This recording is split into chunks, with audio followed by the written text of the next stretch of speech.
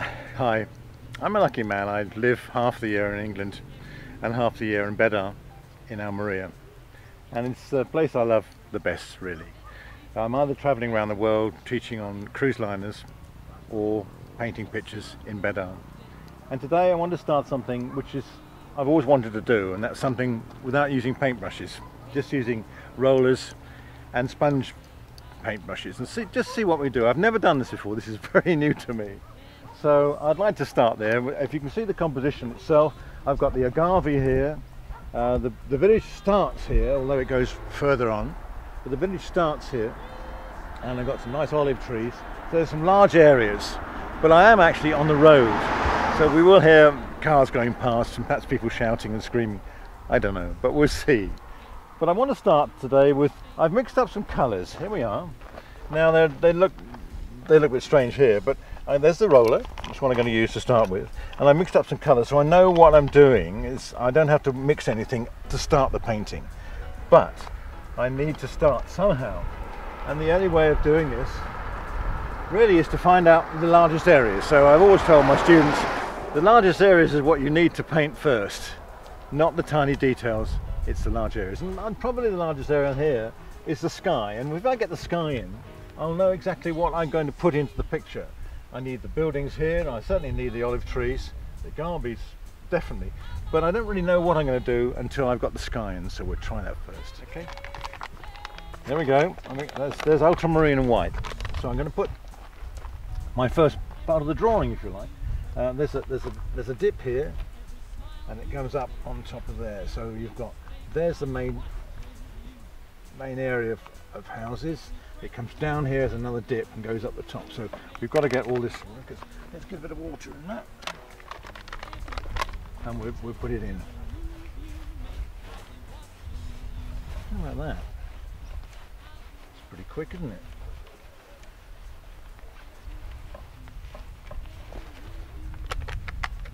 And this bit comes down here, right? So that is our first part of the drawing, and where the sky comes. Okay, next thing is to put another large area, and it's probably the green down here. So very exciting stuff. Green. As I say, I have never done this, literally never done this before, so I don't know if it's going to work at all. But we've got a big patch of green here. It comes down here, and it comes up to the agave, which is about there. So we've got this agave coming up here somewhere. That comes right up top, comes here, and there's a lovely bit of rock formation there. Right, and this comes round here onto the. So we'll just rough this in.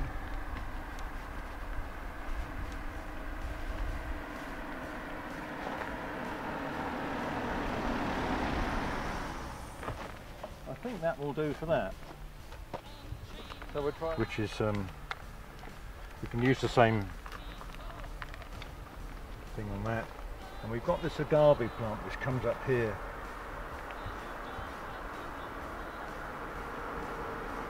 And this olive tree which comes here. That's a marvellous plant there. It's got a trunk. Another one's here.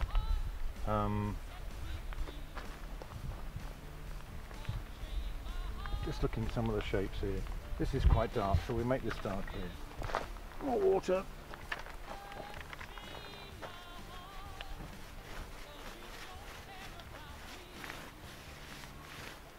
That's dark. There's some dark bits here, so I've got to be able to draw this a bit. So this comes up here. That should give me plenty of space to put that on. This is very light here, so we'll have to leave that as it is. Start with, there's some dark areas here, so we'll put those dark areas there. So right, we've got olive trees, agave a bit there, and the dark area here. Okay, that looks pretty easy now. I'm going to use white and burnt sienna.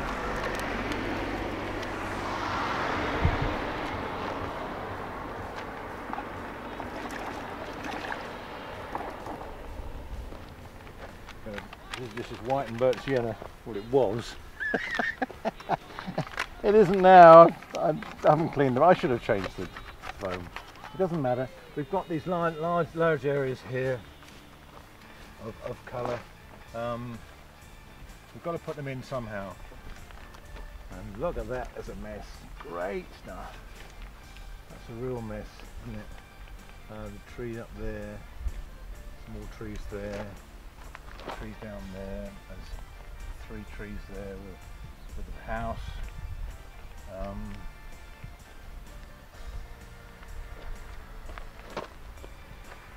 Well, I finished. Well, it looks like it's finished, doesn't it? I really have messed that up. I'm going to change this sponge, put another one on.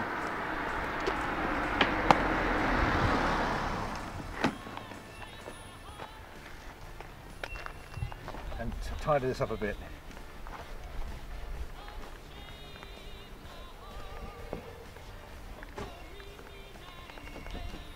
Got to have a light area here.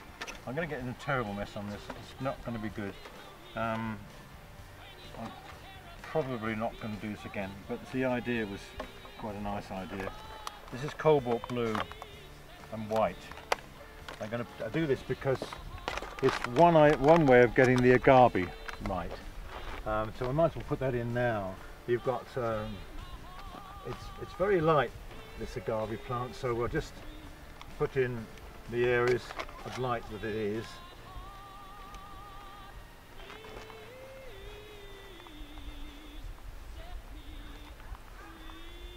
Not taking any notice really of anything more but just a general. So this comes right up to here, comes underneath that tree there, this agave, and we'll put that there. The rest of it comes there. So it's a large area. It dominates the whole painting. So just take that off a bit. All right, it dominates the whole picture. So it doesn't look much now, but I know where things ought to be, where the tree's got to go, where the buildings have got to go, and where this agave plant's got to go. This is white and raw sienna. It's quite a nice colour to put in the foreground here. It's the right kind of tone for the foreground. I think we'll have a bit more water on this. You can see the speed at which you can actually do this, and the speed at which you get completely filthy. There we go. That's it. That's the foreground we've got here. Okay. Right. We've got also a bit here coming here. It comes round here. It comes up here. The houses are here, so I'm going to leave those as a shape at the moment. There's a bit of raw sienna here to go. There. It comes down here, and then that mountain has got some raw sienna there. So we've got that bit there, that bit there. And there's a bit here. It's quite useful.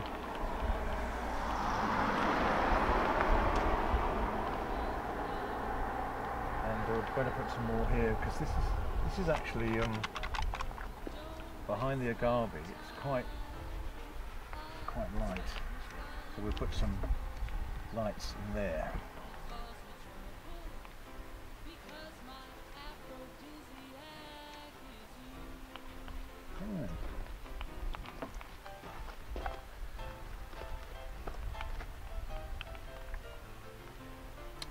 Okay, using burnt sienna and viridian green, and a tiny touch of white I think with this. I'm going to use this as a drawing. Now this is a sponge brush, which enables me to draw with it because I can use the side part of it. So we're going to get this tree in. How that comes up. Right, so it's got this lovely shape coming through here, and the light's catching that, so I won't do too much drawing in that. But there's lots of quite nice shapes forming here with the light and dark of the sun. It's very strong today. It's going to be 30 degrees at least, and it's October, mid-October. So that's the reason why I live here, because it's nice and warm. So that's a shape there. There's the tree there. You've got the, I might as well get some of the agave shapes working, because they are in shadow. They're pretty abstract and they're very muddled in a way. So perhaps I ought to I ought to start some of the really big shapes of the agave. There's a one big shape here. It comes up into a lovely sort of point and down again. We've got the other side, another leaf coming here. You call them leaves. We've gone through in Almeria. We've gone through months and months of rain, without rain. Sorry, months and months without rain, and suddenly 2 weeks ago it rained, and these plants were like that. And within a couple of days they'd grown enormously and recovered from what is basically a very large drought time for them. And you would hardly think that they'd suffered, but they had been suffering. And all the cactuses here, the chumbers and the agaves, really look very sad indeed, but they don't now. Down, round, that's very nice. That's a nice shape there. And this another one in front of it, but even nicer, with a great big flap of there, lovely leaf structure there, and it comes thick down here. So what I'm doing now is just drawing in some of the shapes. They needn't necessarily be that accurate. I mean, for goodness sake, we're not doing anatomical drawings of plants. We're just putting in some shapes. And then there's all these lovely stones here which form about there. Right, so there's that. We've this olive here comes around. This is quite dark underneath the olive, so we'll do it dark here, and you can see the speed at which you can paint with these brushes. That's quite dark. That goes into another olive tree here, which is lovely, with a lovely shape there. It comes around and comes up to the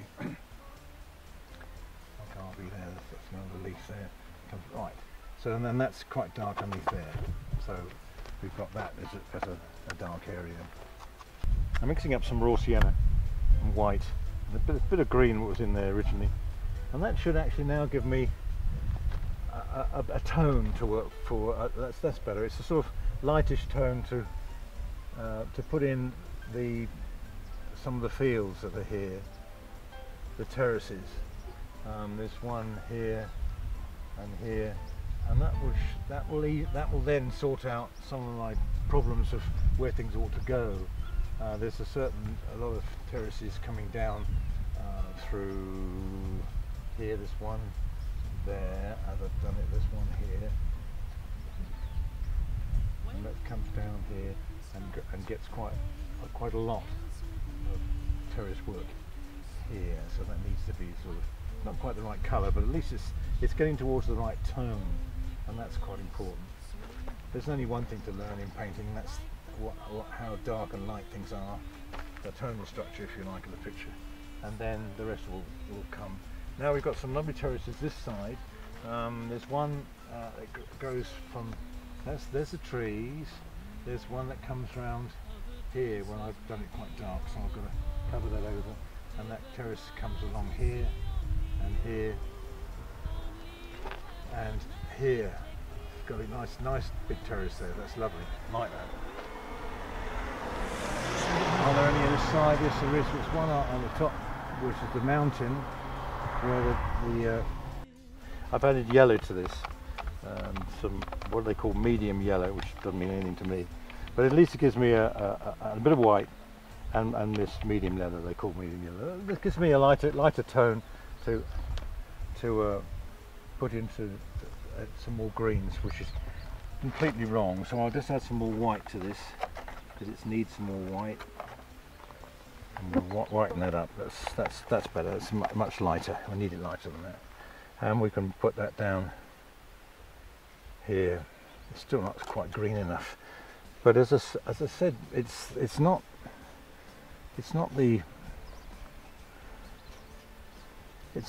the colour so much, it's the tone, it's how dark it is, and that is probably not quite the right tone, but at least we'll add some more greens to this. There are some greens like that in the picture, so we'll just add some more to it. There's one or two greens up here like that. There's these trees along that edge, which is quite fun. There's one or two areas here. Yeah. Okay. Next stage is to do some drawing on the painting itself, because at the moment it's just shapes, and although I can see what I'm going to do with it, it's not obvious to anybody else. I mixed up some burnt umber and a bit of green, and this is still giving me a tone to work with. I'm using the end of this thing. They're a bit floppy, and the control is not quite the same as a brush, but at least I can then just draw some shapes that will represent what I want to do here. They are a bit difficult to control with thin shapes, so they're a bit fat, these brushes. I might have to go on to ordinary brushes soon, but I want to try and see how much I can do with these rather interesting foam brushes here. And this is just what I'm doing, is just drawing the shapes that I need to put in. There's a branch that comes down here, it hits the other tree here, and then this tree comes round with some lovely branches here, which is really great, and that goes into the agave. So we've got the branches, so just slightly put in some of these shapes here, and then we can work on it. Again, perhaps do a bit more drawing on the agave, know where I need to put things, where things ought to be. They're quite dark shapes in some of these areas. In fact, now the sun's moved slightly. There's some very dark areas in between the agave shapes themselves, so I'll just put some of these things in. I'm going to add some more strength to some of these greens here. That's the shadow underneath that tree, and there's a shadow underneath this one here, which I put in the wrong place to start with, so it's going to go there.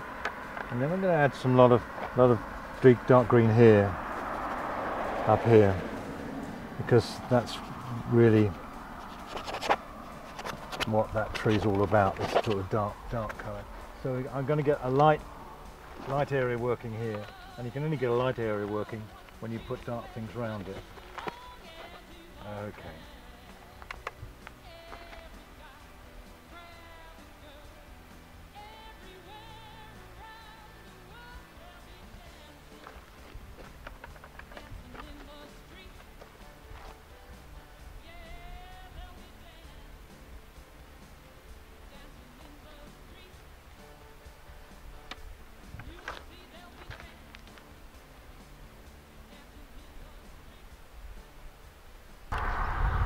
I'm going to use white now.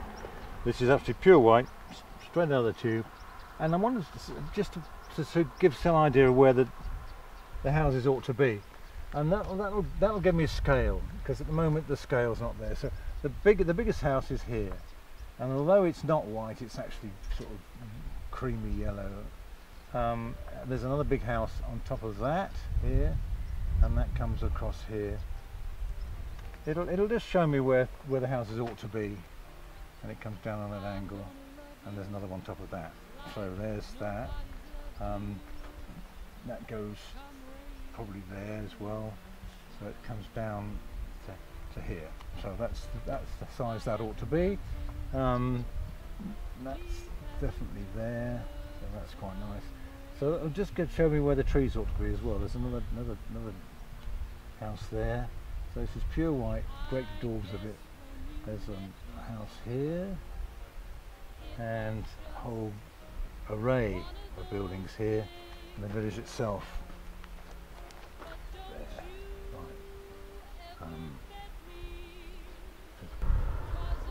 Right. Okay, so and now I can see much more what I want to do. I'm not certain what I can carry on with these. One of the problems with these things is that they've no real control over them. You can do nice thin lines, but not thin enough. You can do large areas and very quickly, and they're great. But there's no substitute for brushes, and I really wanted to do this all with this, but I can't see myself doing it. The control is not like a brush. I haven't really drawn anything yet, So I'm going to go on with using a flat brush, a bright brush, and on different sizes of those, and to just see what I can do from that beginning. I'm quite pleased with it. With everything, it doesn't look like it perhaps to you, but to me, I know where everything has got to be. The composition's lovely. I love this great big plant in the foreground, and the olive trees will work. But at the moment, there's not enough control on this to really make it work for me. So I'll see you later on with some brush work. Okay, that's a new lot of white poured out. So where we got these uprights? Let's put them in this where they were. That's that building on the top. So it would be there. Then there's a load of trees, and then this comes in the middle here. There's two, and there's one over here. I'm not very keen on some of these things. Let's take them out. I don't care what we do with them. Let's just take them out. They're just a bit too dark, and they spoil the essence of it. So I'm not even certain what I put them in for. We'll just take them out. We just covered it up with a paint structure and take them out. So it's all the dark areas to take out. So they're not quite so obviously dark. I don't think that exists there at all. Take that out. How quickly and so nice and exciting it is to redraw these things. Not like watercolor, you can go over it and change it so fast without worrying whether you're going to get it back or not. That's better.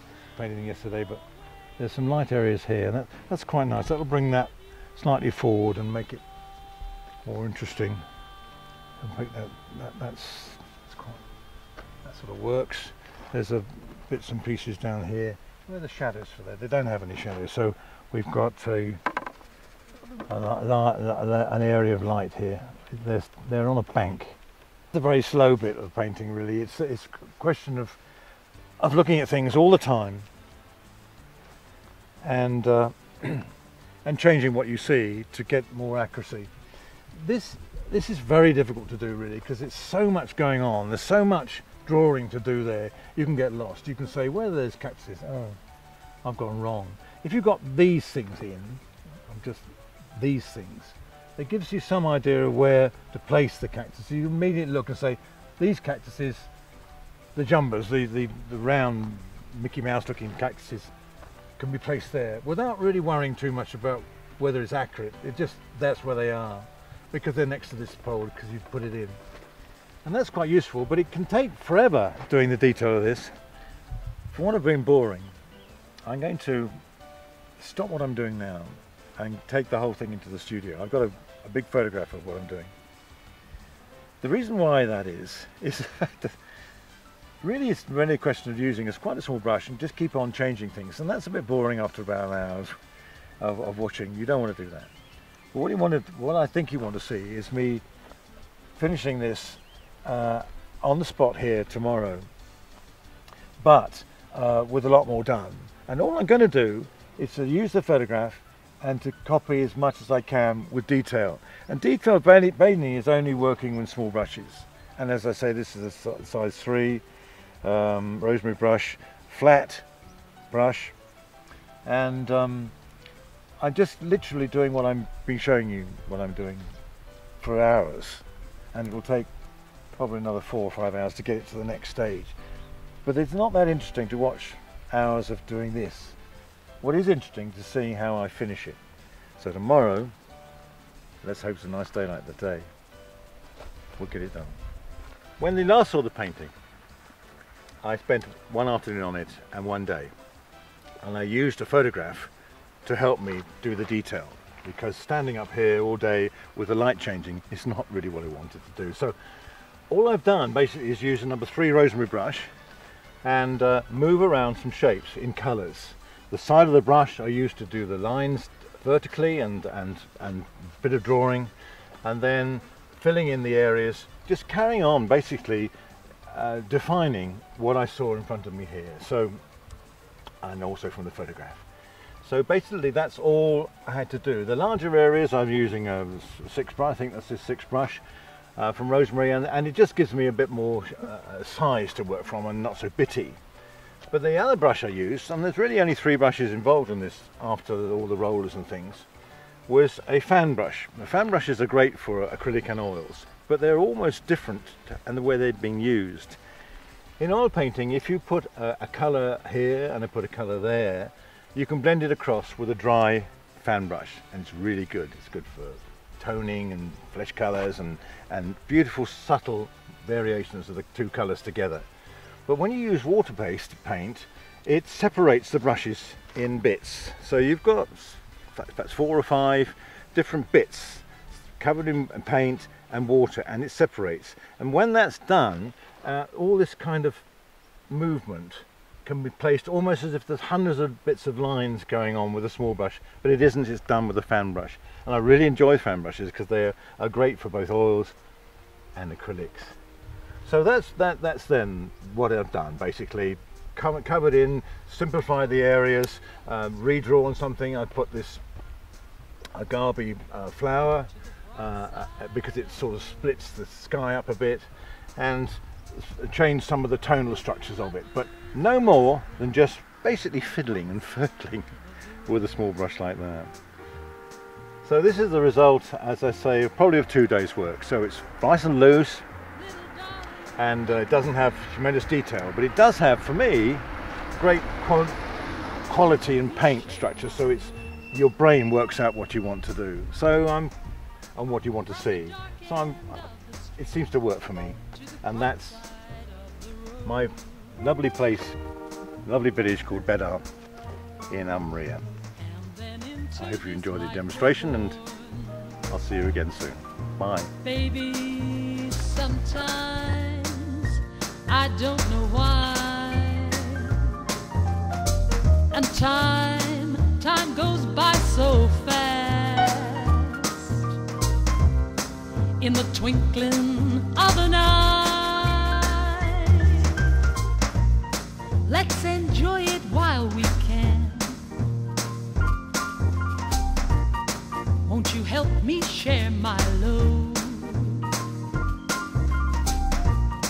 From the dark end of the street to the bright side of the road.